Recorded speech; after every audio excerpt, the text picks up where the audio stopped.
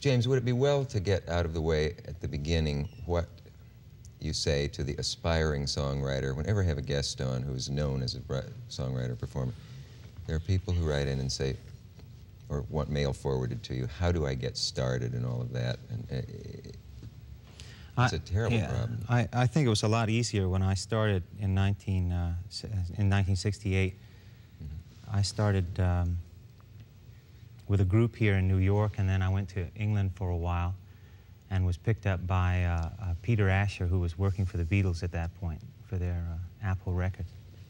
It's a lot more, the whole business seems to be a lot more saturated now and a lot more sort of stacked, you know. It's more, you see people graduating from business schools in you know, with degrees in pop music and stuff. Yeah.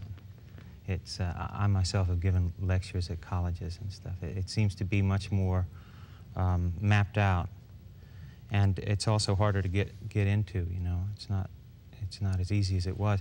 I think the only advice is that you just have to keep at it, and if you're very good, it's worth itself.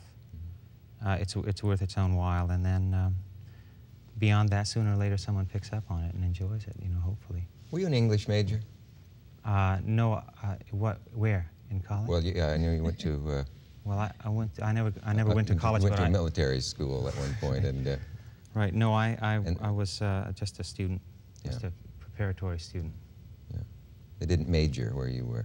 No, not as such. Because I read that you had a penchant for metaphor or something in your English classes, and is it good for a kid who wants to go into the business to study any particular thing like that? Composition, English? I really don't know. You see, I thought I was going to be a chemist all along, and it was just at the last moment that I sort of came about and switched tack and went and turned totally left and went to New York, you know. Did you write every... Carly? Have you noticed James's elocution, though? His diction is quite fine. His diction. There have been disc jockeys who have after James's song has been on, they say that James should have been an English professor because he always says a book, and always in his songs he says the secret of life is enjoying the passing of time. Oh, I'm sorry if I gave anything away, but he speaks as an old English professor. An old school, yes. Well, why is that?